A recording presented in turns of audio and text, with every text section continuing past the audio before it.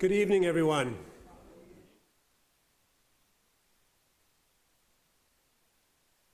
My name is John Herron. I am the Director and Chief Executive Officer of the Kansas City Public Library System. And on behalf of our extended team, I want to both welcome and thank you for joining us this evening. I'll echo something I've said many times before. If you're a frequent guest, you've heard me say this in some version. But we are so very proud of the public programming that we offer at the library.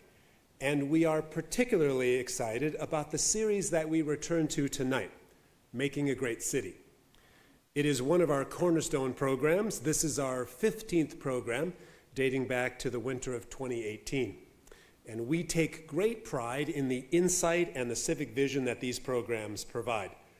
As we move forward as a system, we look ahead with anticipation to a marked expansion of this programming series, and I hope you will enjoy what we have in store. We could not be more thankful to Multi-Studio for the key role that they play as a partner in making all of this possible.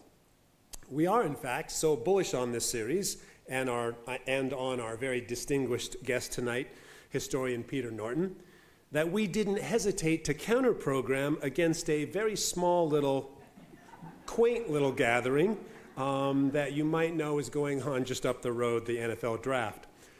It makes us all the more appreciative of your presence here. Of course, we'll be smart enough to wrap up tonight's event well in advance of the 10:30 or 11 o'clock Chiefs pick when they choose the next player to join their team. You may also know that the Kansas City Public Library is planning our own big event a little bit later this year. On December 5th, we will mark the 150th anniversary of the founding of the Kansas City Public Library in 1873. That's right. Not many institutions of any kind make it to 150 years. We're very proud that we've done so. We're planning a full year of special events, remembrances, and other activities throughout the full year of 2024. We look forward to you celebrating that milestone event with us, and once again, please stay tuned because there'll be lots in store. Again, thank you so much for being with us tonight. I'd now like to introduce Dennis Strait, one of the principals at Multi-Studio, one of the architects of the Making a Great City series, who will introduce our speaker. Please join me in welcoming Dennis.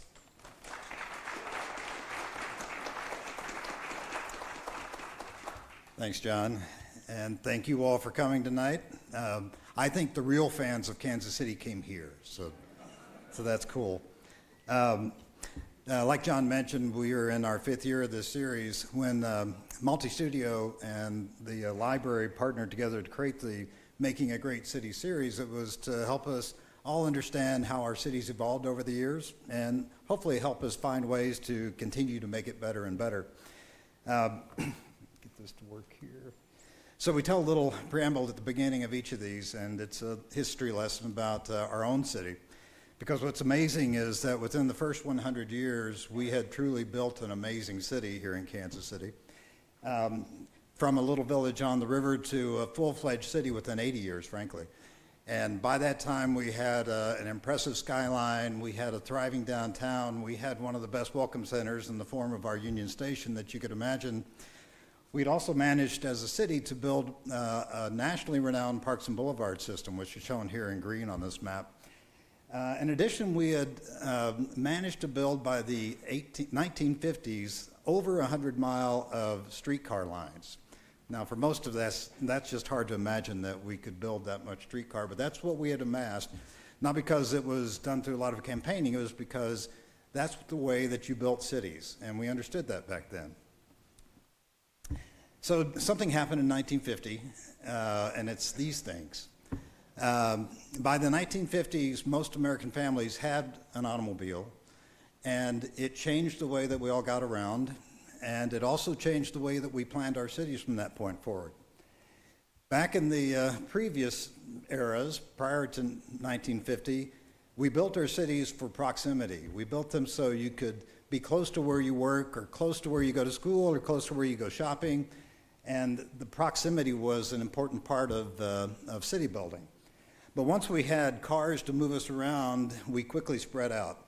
So you can track the growth of Kansas City after 1950, and you can see that we spread to a geographic area that was 4 times larger than what we were back in the 1950s, but our population hardly changed. So what that meant is that we were all then, as citizens of Kansas City, paying for 4 times as much city to maintain, and 4 times as much city to secure and to take care of, and that burden has been a challenge for us ever since. So when you look at city building, it's really a prospect about bringing people together. And great cities help to build strong communities. We share our streets with our neighbors. We share our parks with our neighborhoods. And up until 1950, we had built a really strong city. Since 1950, we've literally been driving ourselves apart by the way that we've been continuing to develop our city. So this series and the discussion tonight has helped us understand the impact that's had and what the opportunities are for us to move forward with a different focus, so we can get back to focusing on how we can build a much stronger community and also a great city. So with that, let me introduce our speaker tonight. Peter Norton is Associate Professor of History in the Department of Engineering and Society at the University of Virginia. I love the fact that an engineering program has a historian, by the way, just for the record. He teaches history of technology, social dimensions, and engineering research and professional ethics. He's published work in transportation history and policy, traffic safety, and autonomous vehicles. He's the author of Fighting Traffic, The Dawn of the Motor Age in the American City, which I hope you all can pick up a copy of tonight, as well as Autonorama, The Illusory Promise of High-Tech Driving. Professor Norton has received the Abbott Payson Usher Prize of the Society for the History of Technology, the Hartsfield Jefferson Scholars Teaching Prize, and the Trigen Engineering Society's Hutchinson Award for dedication and excellence in teaching. He's a frequent speaker on the subject of sustainability and equitable urban policy. And we're about to have a master's class in the role that transportation plays in building great cities. Please welcome Professor Peter Norton.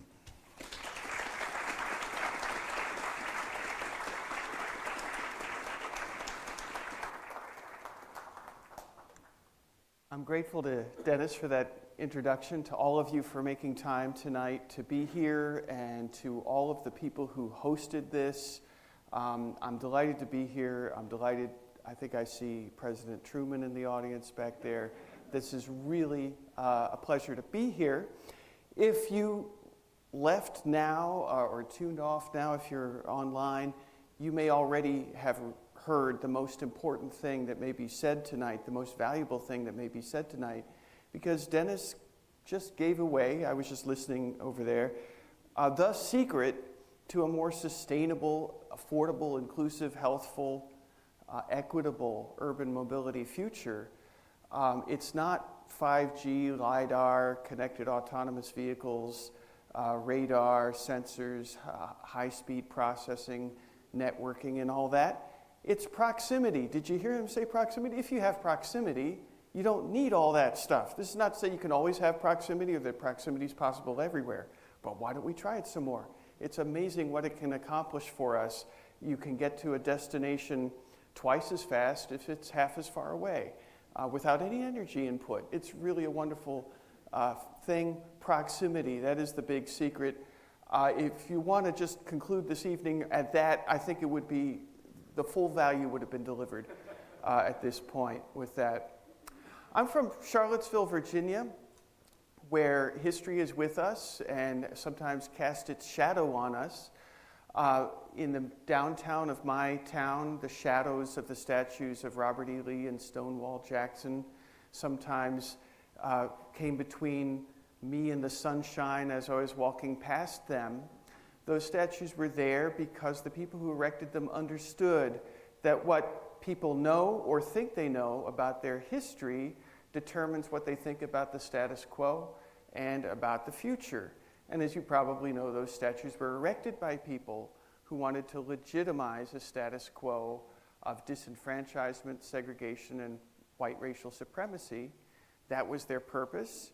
And removing those statues, which we finally did about 2 years ago, was a recognition that the past, as we remember it, matters as much as the past as it actually happened, and that a better future, the future we want to seek of more inclusive equitability and of justice, is a future that sometimes requires that we first re-examine the past and question what we thought we knew about the past.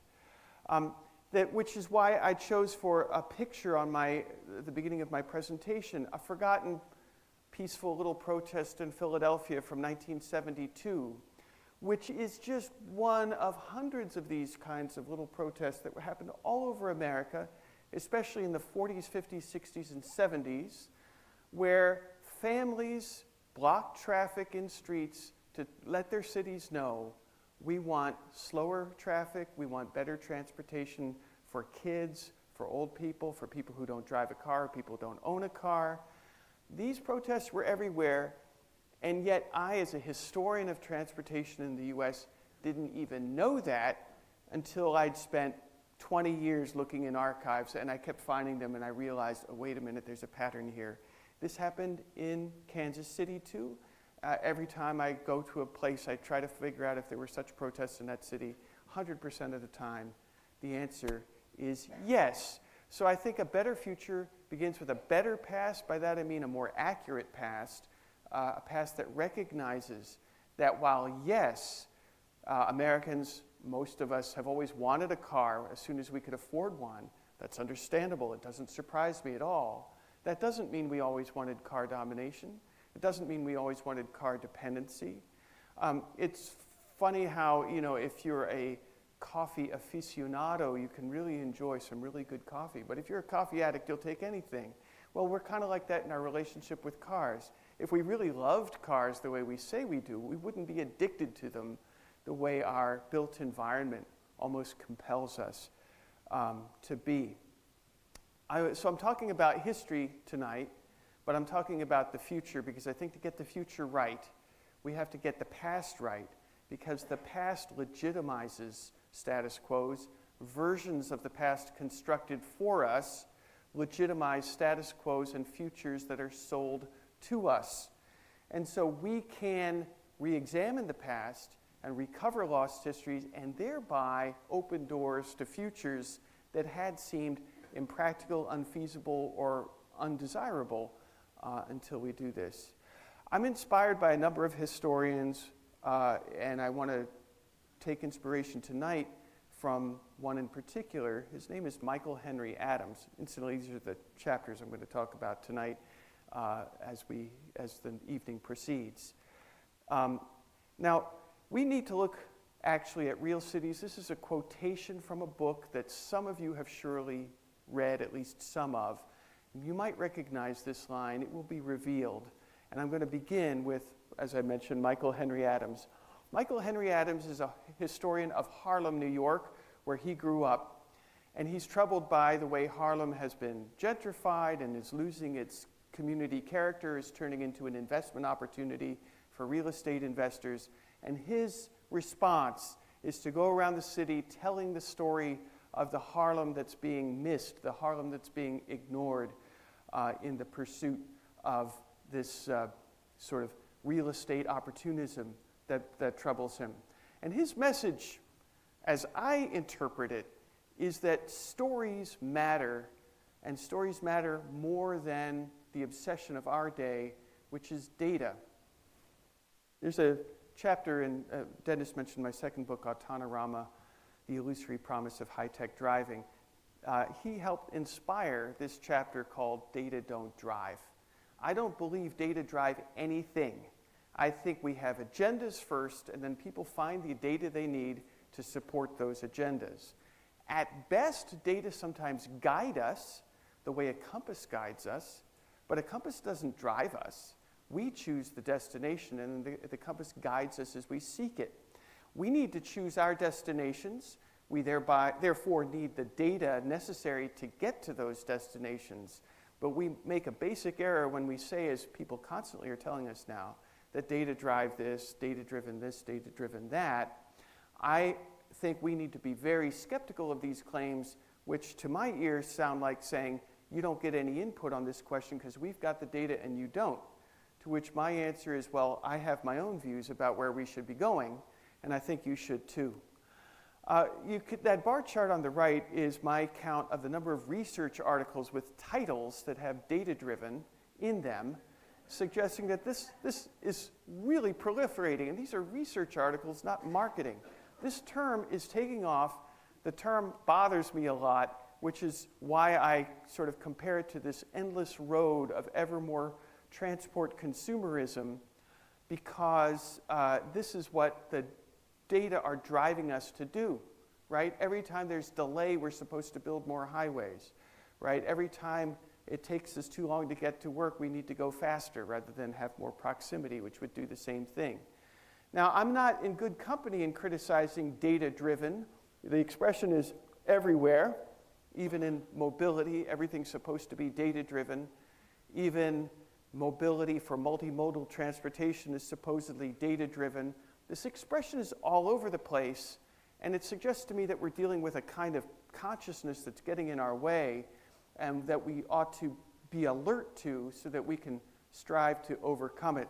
We are allegedly heading toward a data-driven future, whatever that's supposed to be.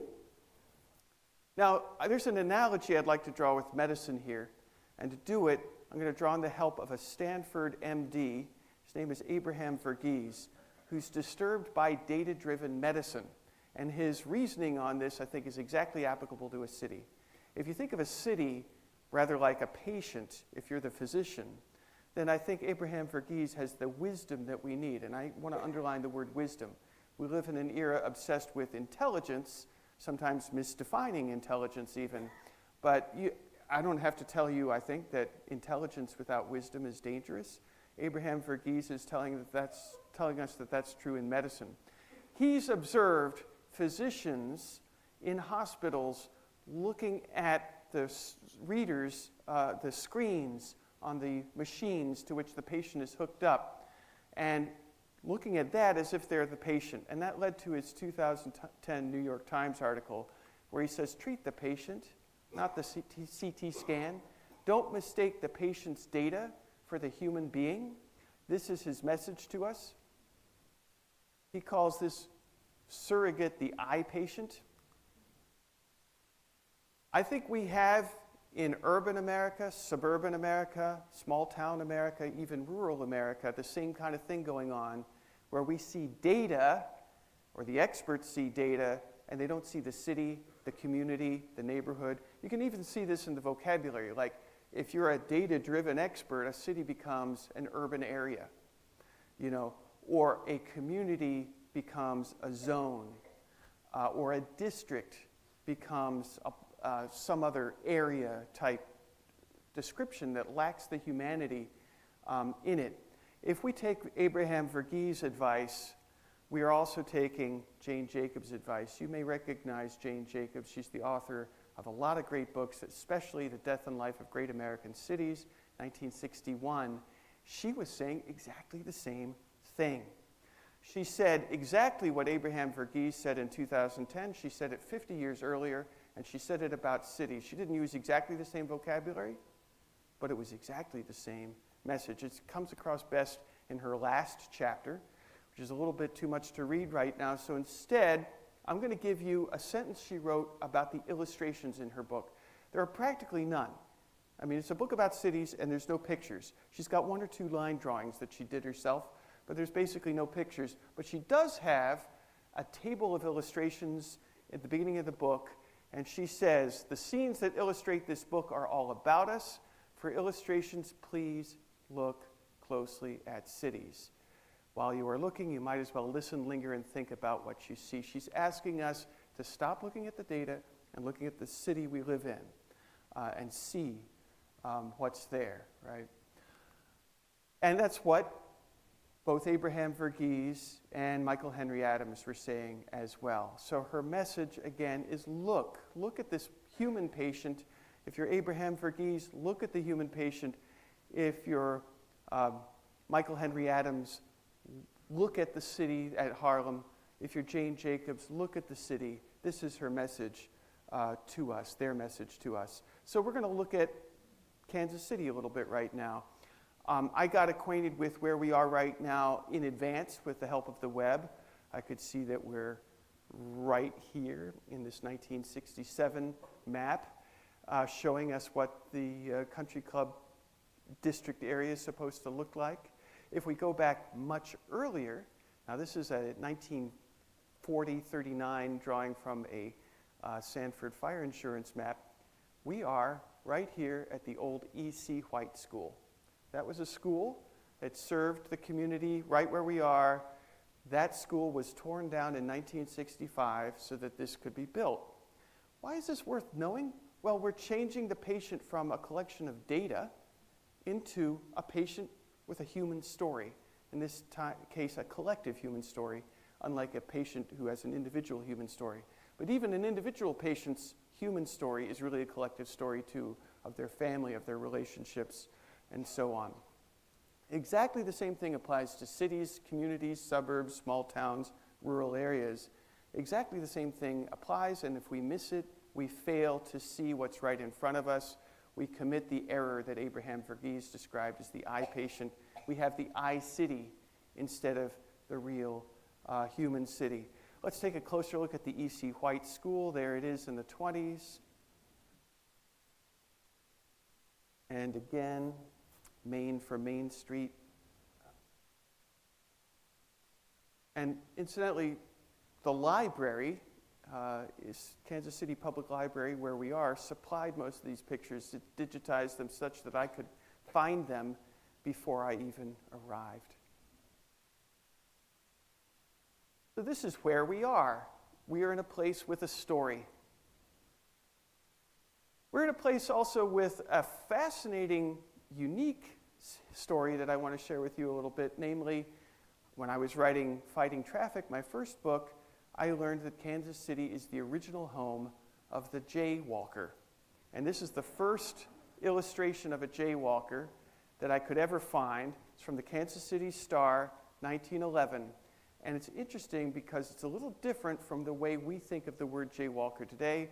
What's happening is these pedestrians are getting in the way of other pedestrians because this guy's selling strop oil, which probably doesn't mean anything to most of you, but this would have been oil you put on a leather strop for sharpening your razor to shave with.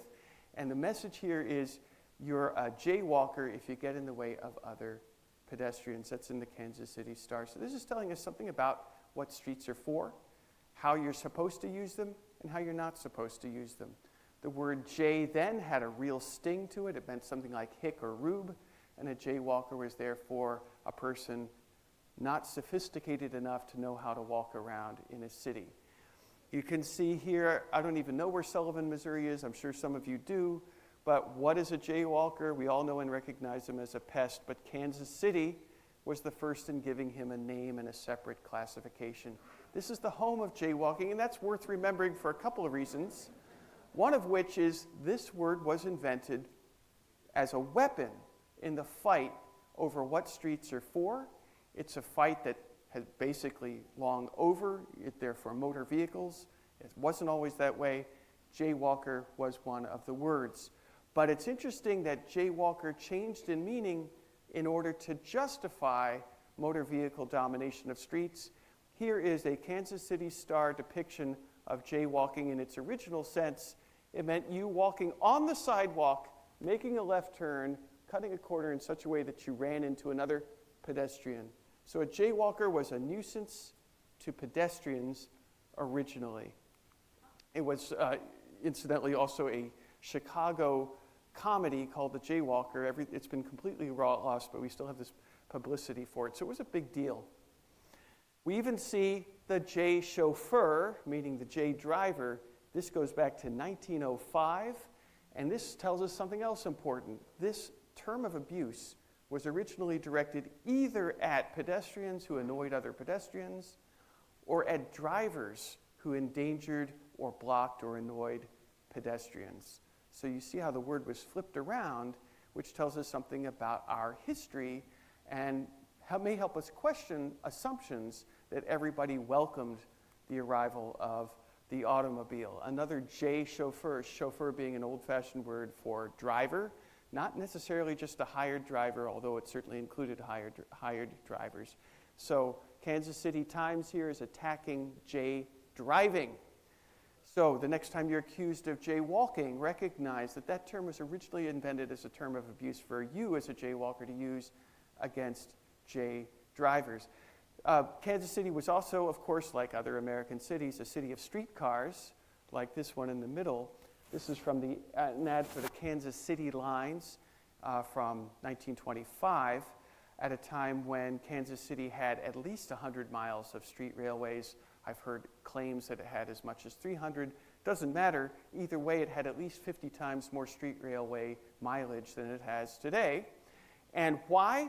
Well, it turns out these pictures are from an ad from Kansas City Lines saying that all of the people in these cars is no more than the people in this one streetcar or this one bus. This is a plea for efficiency in the use of our streets, and it's a reminder that this question about how to use streets was fought over. It was a battle. It was not like everybody loves the car on day one. Now, if I fast forward from that 30 years, you can see in 1955, Bureau of Public Roads is planning to put roads right through, and I'm talking about interstate highways, right through Kansas City. This is an early plan. Here's another early plan from Kansas City itself, and as you probably recognize, this is not too far off from what it was actually delivered, girdling the whole city with expressways, such that if cars actually do use them, you're going to also have to erase much of the city itself just to have the cars have a place to park. And these plans, these early plans, turn out to be fairly close to what was actually built, which you can see on the right. Or compared another way, top is pre-interstate highways, bottom is post-interstate highways. The whole city has been surrounded by a mesh of dense highways. Early plans actually explain why this is necessary. Fast, safe travel from home to work. Well, that tells us something. It tells us these highways are for the suburbs. The people who live in the city are not so much on the agenda here. And the city itself is viewed as a destination for commuters from the suburbs, i.e. these roads are to serve the suburbs at the expense, in some cases, of other people. And what other people, of course, a lot of you are acquainted with the Homeowners Loan Corporation's maps known as the redlining maps. We see the red areas zoned as having the least reliability as places in which to rent or offer a mortgage, to lend a mortgage to a homeowner or prospective home buyer. And the highways end up being located substantially there. So green and blue are the most valuable areas, and also this being the USA, the white areas, while the mixed race and black areas are yellow or red, and this is where the highways, of course, end up being located. So this is sort of some of the patient. This is me trying to look a little bit at where we are, the stories, the good news, the bad news, the abuse stories, the inspirational stories. These are all part of the patient that we need to look at. Now, the third chapter of the 6, I'm calling the first radical revision. And calling it the first radical revision because I'm again quoting somebody. So the first chapter was me quoting Jane Jacobs. Now I'm quoting a man you probably haven't heard of named Edward Merrin, who called for a radical revision in transportation. I think that's worth remembering because this is a radical revision that happened. I think we need something like a radical revision today for reasons of health, safety, inclusivity, sustainability, and affordability. And it might be heartening to know that this first radical revision seemed no more likely of succeeding than the one we are considering today. And yet it did succeed, and I think we can learn from that lesson, from that example. Let's take a look at the pre-automobile city. This is Rochester, New York, around 1904. And I'm going to circle all the bicycles in red.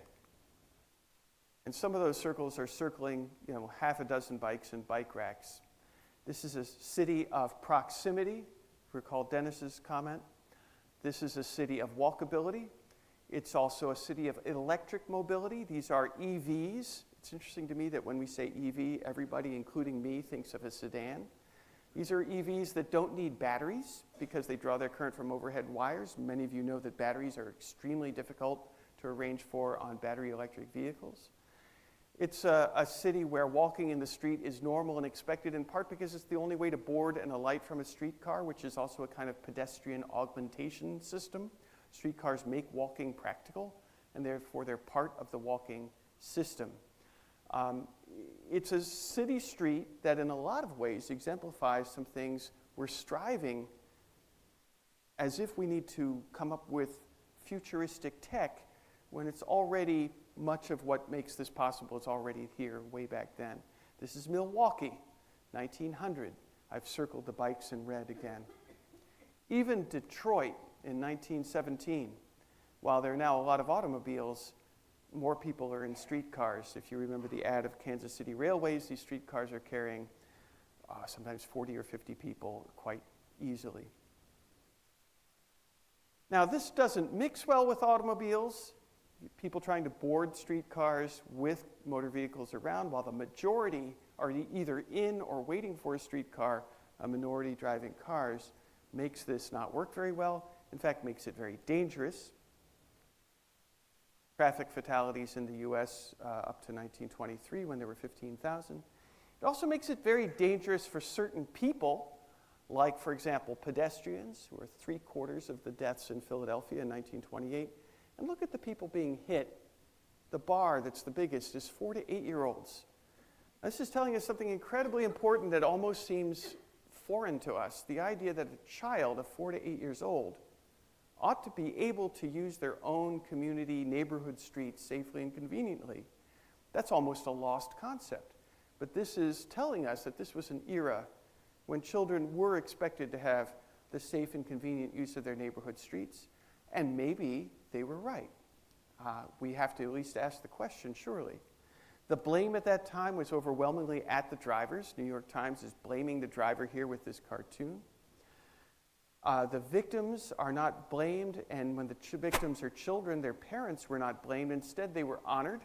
This is Baltimore in 1922. The mayor, the image is not good because, we have a forgotten history, and I can explain why I would even say deliberately forgotten history, and therefore we don't have the best quality pictures remaining. But this is a photograph of Baltimore honoring those killed on its city streets, the children killed on its city streets in the previous year. I wrote this article about it because it's so striking as a reminder of the fact that it's possible to imagine that children have a right to go somewhere beyond the front and backyard, if they have one, of their residence. It was an era that blamed the high casualties on the driver and on the vehicle, not on the victims, not on not having the right technology. It blamed primarily speed, and because it blamed speed, the obvious solution was to restrict speeds.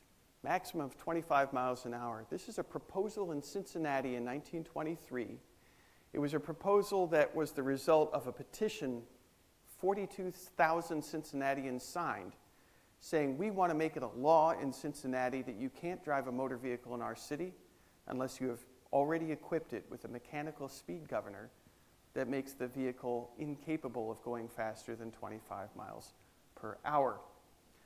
The people with a business interest in selling cars, the auto clubs, the auto dealers, the manufacturers, perceive this as a threat, which is why they took out full-page ads like this one saying, vote no on speed governors. And the industry found some people to rally behind. And when I say industry, I don't just mean the manufacturers. I mean the auto clubs, that, the predecessors of the American Automobile Association, the dealers, the fleet operators, the taxi cab operators. They got together and got out ads like this one. They found a few people who became the leaders of this movement. One of them is Edward Marin, This is a 1925 photo. He's raising his fist in a deliberate mock emulation of the radical. Why? Because he has a radical idea. And that radical idea is, let's banish people from streets and turn them into places only for motor vehicles. Why did he have this idea? Because Edward Merrin was in the cement business and liked to build roads. So he wanted to shift from walking first as the priority, which it was by law and by custom, to driving first. He wanted to flip this pyramid. This is sometimes called the traffic pyramid. And while some people recognize we need to flip this around, at least in some places, they don't always realize that the reason it's flipped around the way it is because the success of what Edward Merrin called in this editorial, it's his editorial, November the 9th, 1922, said we need a radical revision in our conception of what a city street is for. So if you think that walkability and bicycling seems kind of radical, actually what's radical is limiting most streets primarily to motor vehicles. That's what he wanted. Kansas City offered a contribution to this effort in the form of vocabulary. If you walked as you wanted to and as your parents had always done in city streets, you were likely to get one of these cards that were handed out to people all over the country. Automotive interest groups got them handed out. If you were a child in school at that time, and I have to explain, this is a coloring book from an era when creativity and originality in children was not valued as much as it is today. As a child, you're supposed to look at the model picture, recognize that the girl's dress is blue, and color this blue. The genius in this coloring book page is every time the child's eyes passed over the middle text, it passed over these words. Now, this was the radical idea. It was completely radical. A judge in 1925 would not have agreed with this statement. How do I know? Well, because there were court cases about pedestrians being hit by cars in the middle of the street, and the judge would say, streets for everybody, not just for autos. That's what judges said. All right, so this is a radical idea in the sense that it's going against the mainstream notion of that time. This, in turn, requires a new radical idea about how you achieve safety. One is by banishing pedestrians. How do you achieve safety in road design? Well, you build the foolproof highway of the future. The grade-separated, divided, limited access highway with the shoulders and the median strip and the overpasses and the exit ramps was invented primarily as a way to argue that it's actually possible to make driving safe. That was why, this is in 1934, the idea has not really been tried yet. This is why they could say there will be no crashes at all on highways because of this. Now, you've heard the no crashes at all argument. You've heard probably promises that our tech, our LiDAR, our systems, our sensors, and so on, will eliminate all crashes. And so far, that hasn't been too successful, and neither has this, of course. Now, one of the ways in which you can make a broken promise credible is make it about the future, because it's kind of hard to prove people wrong when they make claims about the future. And it's in this era, and I'm talking now the 1930s, that this coalition of groups, which I chose to represent with Edward Merrin, but there were many others like him, are promising a future without congestion and with safety and with lots of driving. So they are selling the future, and we are still being sold the future. So I'm going to take a little time with this chapter because in 2023, you are subject to constant efforts to sell you on a future you can't prove wrong because it's the future. You can't show them where they went wrong yet. And a future we are supposed to go along with because it's, remember, data-driven. And if it's data-driven and they have the data and we don't, we have to just shut up and wait for the future we're being sold. This is an old technique. This is Shell Oil Company selling us a city of tomorrow where you never have to go less than 50 miles an hour ever through the whole city. This model, which was commissioned by Charles Kettering of General Motors, who's the vice president there, really is the beginning of the idea that you can sell people a future in such a way that even when it's never delivered, that turns into an opportunity to sell even more. Charles Kettering, in that respect, and by that I mean a man who could promise things in the future, not deliver, but then repeat the promise, invoking new technology to restore lost credibility, he is really the prototype of Elon Musk, right? They're both doing exactly the same thing, are they not? They're both saying, well, in 2 years you'll have X, in 3 years you'll have Y. And it never happens, but when it never happens, well, then you just repeat the promise for 2 years hence, and now you say, well, we didn't have the tech then, we do now. Charles Kettering was doing that in 1929 when he wrote this article.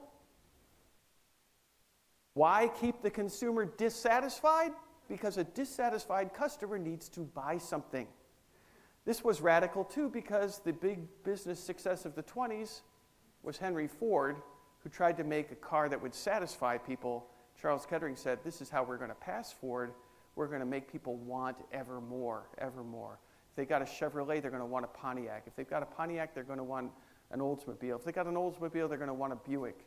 And even if that Buick's still going, we'll sell them a Cadillac because that'll be even better. Keep the consumer dissatisfied. Now that's at the level of the automobile model. This is also, though, at the level of the city, right? You got a lot of cars, you're selling them to people in cities, and now you got traffic jams, you sell them the city of tomorrow. With no traffic jams, no crashes, you make this promise as vivid as you can, you invoke tech to make it credible, and you can have people subscribe to this.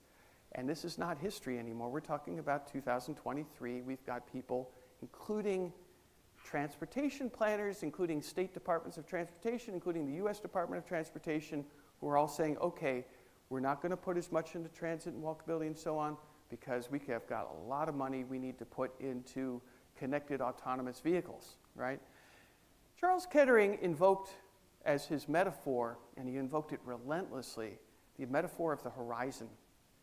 Why? Because the horizon is something, if there's something attractive on it, like an oasis, it's the desert, you want to get to that oasis. As you approach it, it recedes before you. Now, if that walking in the desert is like buying, Charles Kettering was like, that's exactly what we need. Nobody will ever get to that oasis, but if they can see it, they will keep walking, that is, keep buying. But the thing is, make them see it, and Charles Kettering was a genius at this. He promised that in the future there would be no crashes because of a war on traffic accidents. There would be no congestion because of concrete highways like the Davison Freeway in Detroit, brought to you by Edward Marin's concrete industry. This is what will get us there. There's a page of my second book where I sort of diagram this, so for brevity I'll put that here. We've had 4 generations of this. Each one you could call a Futurama. The first 2 really were called Futurama. That's a fusion of the words future and diorama, because remember, you have to see the oasis or you're not going to walk to it. Well, Futuramas make the future visible because future as a fusion of the word Futurama as a fusion of the word future and diorama bring these words together. We've had 4 generations of this. We're in the 4th now. There's an expression you've probably all heard, fool me once, shame on you. Fool me twice, shame on me. Well, we're being fooled a 4th time here, I fear. This is how you made the future visible in 1939 at the New York World's Fair. You invoked amazing technology like radio electronics. Notice the word magic here. Magic makes people believe, right? And this is what you saw in the Futurama, this intersection of the future where we got no parking problems because it's just a model and model cars don't have to park. If you really do have this happen, and of course we did try this, is Portland, Oregon in 1962, if you funnel this many cars in, you have to erase the city to store all the parked cars. So it's not a cure for congestion, though they certainly attempted it. This is Detroit, Hastings Street, Paradise Valley, the black neighborhood of Detroit, and into this segment of black Detroit, the Chrysler Freeway was put. This is the same view side by side, less than 2 years apart. I'm sorry, slightly more than 2 years, 2.5 years apart. And of course, the commuters are practically all white because the suburbs were racially exclusive, and they're going through black Detroit to get to their downtown jobs. Now, this was controversial stuff. Jane Jacobs was just one of many people who criticized it. This means that if you want to sell this future, you've got to try again, so they did. Futurama 2 was constantly invoking the word magic, which it equated with the electronics of that era. I'm talking about circa 1960, when the magic tech of that era was electronics, especially transistors, which don't make car dependency work, but they are impressive enough that people might think they do, right? So these ads and magazine covers convey that sense of magic or wonder. In 2001, A Space Odyssey, we see something very much like artificial intelligence. Well, it actually is artificial intelligence, but fictional in the form of HAL. The screenplay writer for this, the guy who wrote the script, some of you know, is Arthur C. Clarke. He said something very important at the same time he was writing the screenplay for 2001, A Space Odyssey. And I'm capturing one sentence from a letter he wrote to Science Magazine, 1968. Any sufficiently advanced technology is indistinguishable from magic. This is a very important statement because it means even though you're making promises that you can't keep, if you can associate them with state-of-the-art tech, people will feel like they can't disbelieve you because it's so magical. And so transistors were supposed to make the driverless car future happen. They got nowhere close, of course, so you still have a Futurama. This was Futurama 2. They called it that. General Motors did. Other companies were involved as well. This, too, like Futurama 1, was not a big success story. People like Alice Lipscomb stopped expressways cutting through their neighborhoods like she did in Philadelphia. We see new values like Earth Day, when Fifth Avenue in New York was turned into a pedestrian zone and people loved it. We see bestsellers that completely refuted this ever more consumption model of the future, like E.F. Schumacher's Small is Beautiful. This, of course, means that you need Futurama 3, which is get the latest tech from the 80s and the 90s. That means microprocessors. They never called this third generation Futurama 3, I think because Futuramas 1 and 2 had really discredited the name. But the technique is exactly the same, so I do call it Futurama 3. It was made credible by amazing tech like the Apple Macintosh, or even by the first usage of the word smart as an adjective, as most of us who are old enough remember it. Now, smart had been used for munitions of some kinds in the Vietnam War, but in the Gulf War, I'm talking January 1991, this is when millions of people learned that smart means high tech. And so if high tech has lost its luster, well, now smart can restore it, because changing vocabulary can restore the credibility of damaged goods in terms of vocabulary. Free publicity in the form of press briefings from Saudi Arabia showing smart munitions taking out targets. And incidentally, until the Gulf War in '91, when a target was eliminated, we said that target was destroyed. As of January 1991, everybody, including the reporters, said that the targets were taken out, which until then had meant gone on a date, but that had changed. Now, I want you to notice the military contractors, these are the people who sell the weapons, are very worried because in 1991, the Gulf War is going to end, and the Cold War just did end, and therefore, who are they going to sell all this expensive tech to? Well, they're saying, we're going to make smart highways now. And these are military contractors saying, we're converting our defense electronics to create the smart highways for tomorrow. We are going to battle gridlock with military technology. How it's supposed to work, nobody can articulate. But if you just say, amazing tech, people seem to go along with it. This is the smart highways of the 90s, our taxpayer dollars at work delivering basically nothing.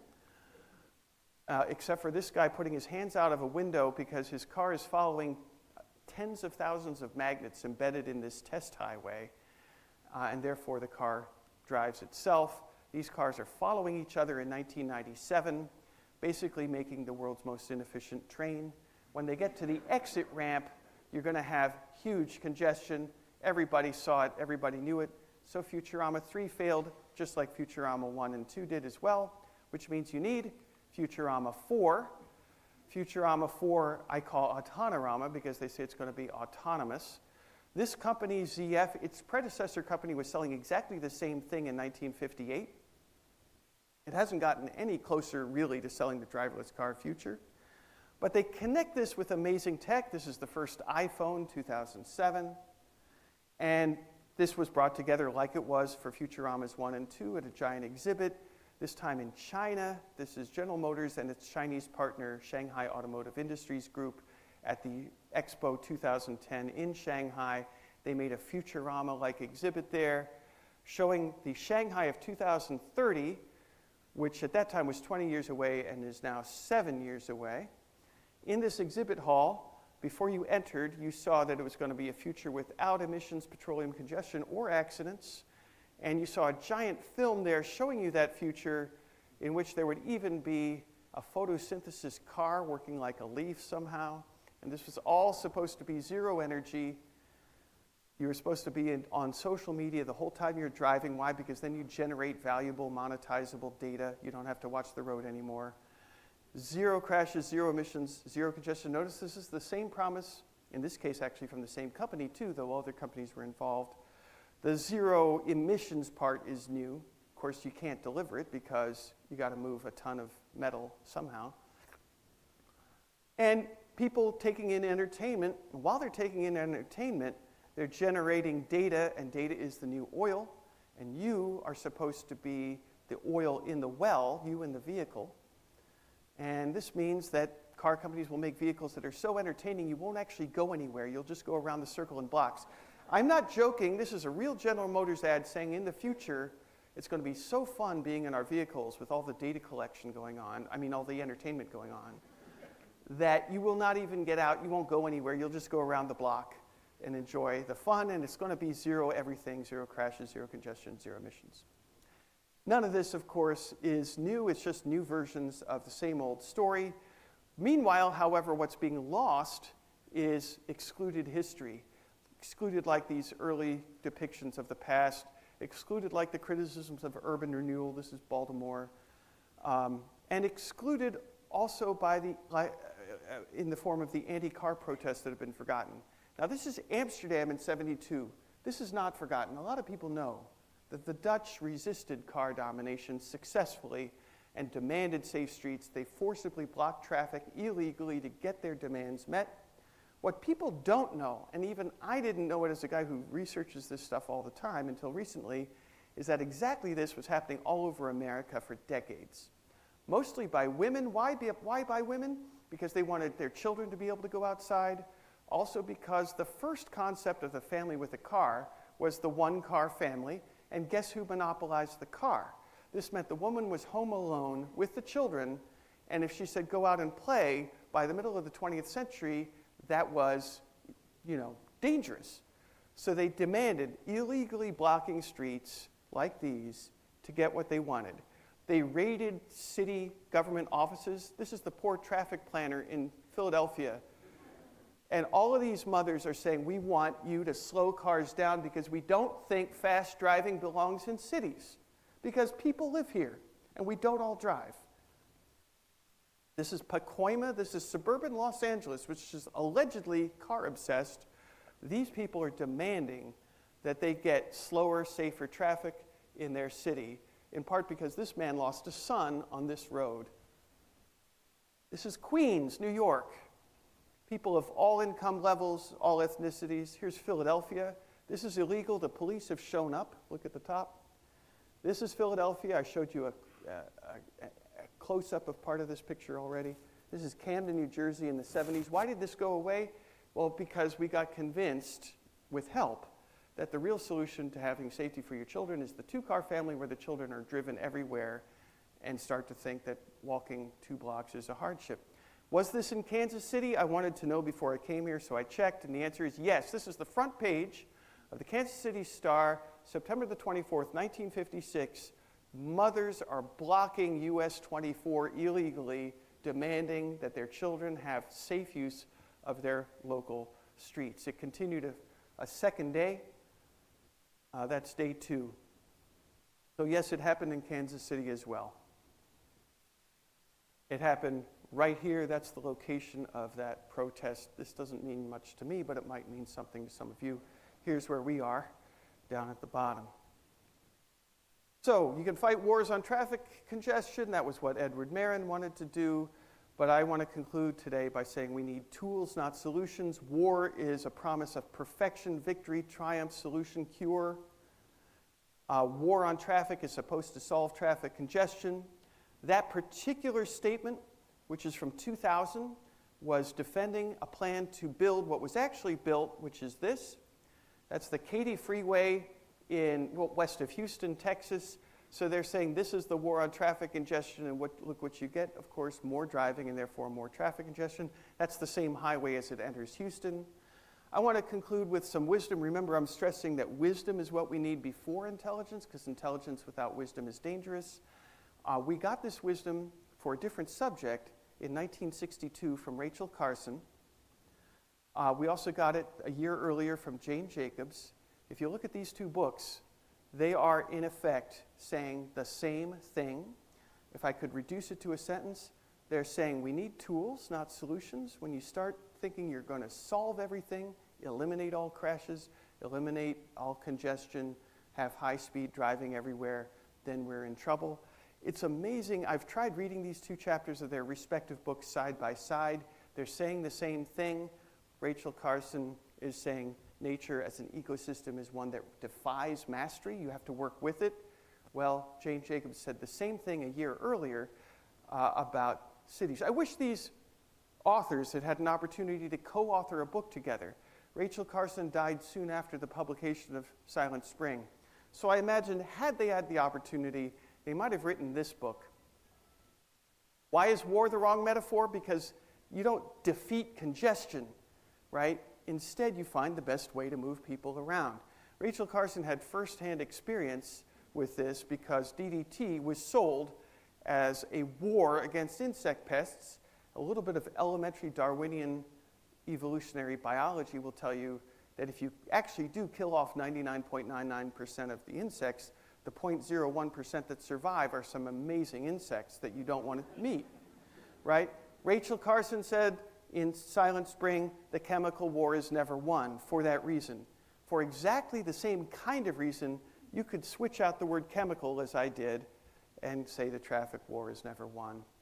So what do we need? Well, if we had a radical revision before, I think we can have another one. And actually, if the word radical makes you uncomfortable, recognize that this was originally not radical, and that's all that is being proposed here.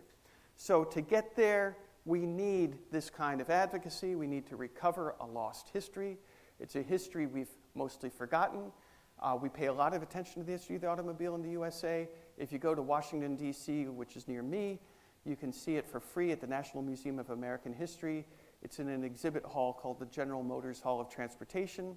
The exhibit's been there for 20 years. It cost General Motors $10 million, but they put it in America's museum, the Smithsonian, and it tells you that the status quo is the result of a history of Americans exercising their choice rather than the strategizing of the people who are interested in promising perfection to keep us on a treadmill of unsustainable transport consumerism. Thank you so much for your attention.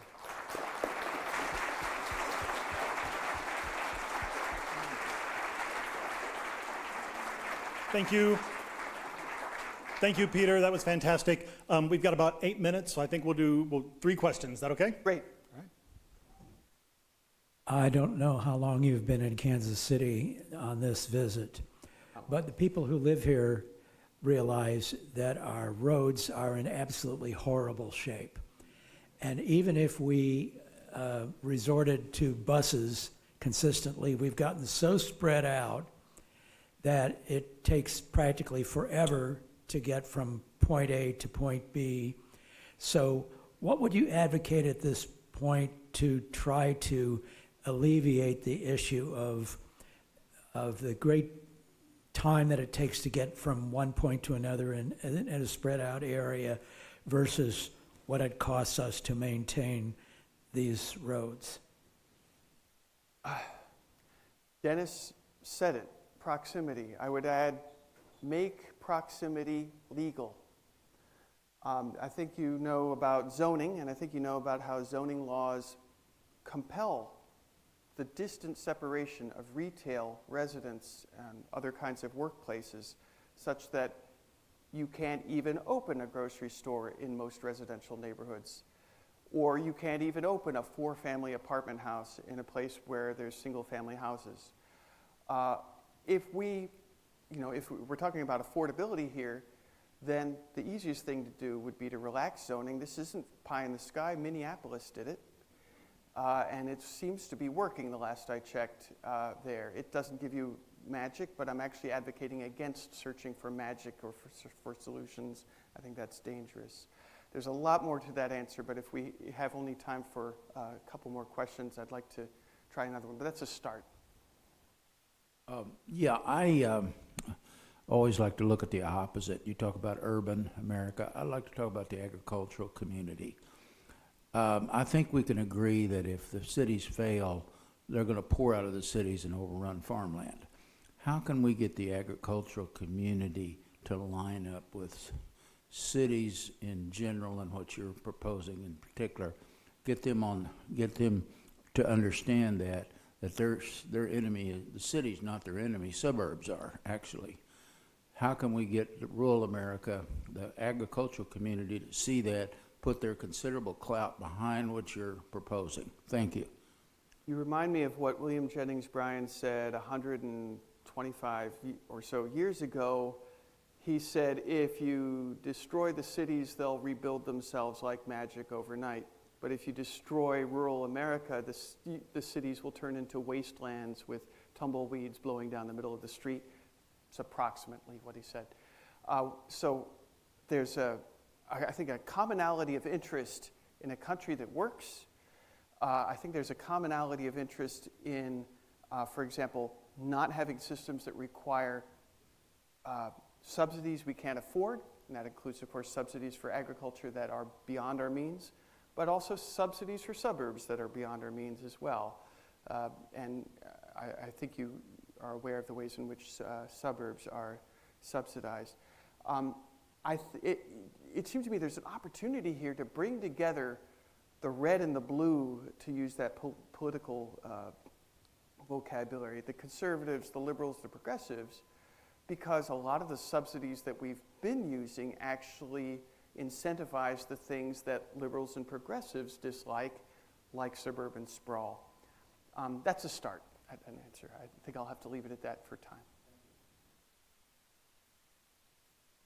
I do not disagree with the idea that there's capitalism and racism and suburbanization at work with regard to the automobile, which is simply a tool and one that maybe we should look at.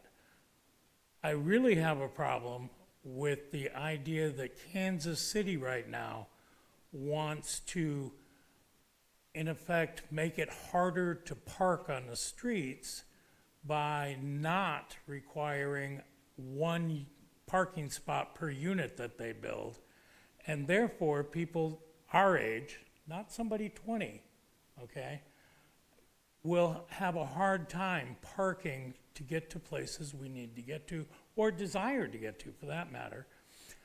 We live a lot closer to downtown than this library is. And we don't have the ability to have public transportation within a block. It's further than that, okay? We can't walk that distance. And if they make it harder to park in the city, then we can't go to the local coffee shop, the local butcher store, the whatever, okay? Yeah. And so I think that, in effect, you're selling a future that doesn't exist either.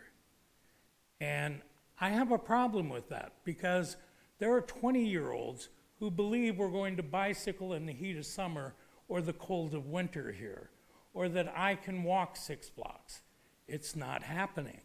And I think people need to look at that. I bike every damn day. What are you talking about? Good for you.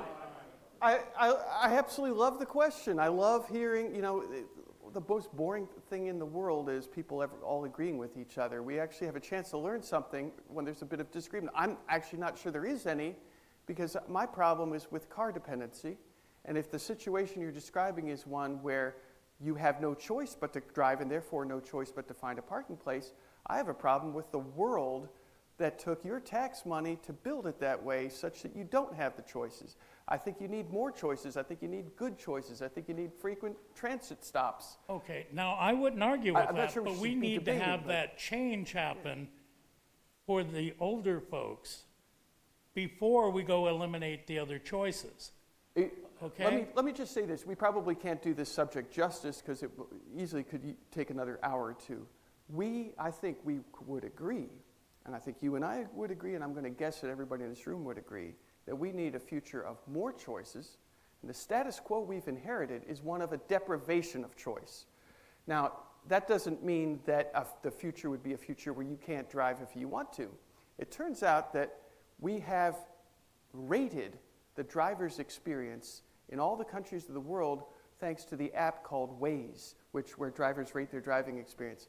The country where people enjoy driving the most is the Netherlands. And that's because if you're driving in the Netherlands, it's by choice. And that's because that country committed itself to making sure that people like you and me and everyone else in this room, and you too, have choices. We don't have choices here. This is a call for choices. But I do appreciate the question very much. Okay, but wait, I'd like to point out. I'm gonna interject I'd here. like to point out that I'm gonna these interject guys here are real young. quick. I feel like we're rehashing the same ground. So, Peter, I'm gonna give you a chance if you want to wrap up real quick. Reminder: Peter will be outside signing books afterwards. If anybody has any other questions or wants to chat a little bit, I'm sure he would be happy to talk. Peter? Oh, I've had my say. If anything, I said too much already, but you've been a great audience, and I do want a future of more choices. It's interesting. Oh, maybe it's worth this one sentence. There's a book called Freedom to Choose. Now, I love that title. I don't think this is too hard to miss. I'm quite liberal or progressive or whatever the vocabulary is. But I also think we should be open-minded. And that book title comes from the most conservative economist who ever worked in the USA, Milton Friedman. And I applaud that title. Let's have choice, all right? Let's have the choice of driving, walking, riding a bike, going to a bus stop and knowing the bus will actually show up and that it will, if you miss it, another one will show up 10 minutes later. Let's have a future of choices. Thank you all very much.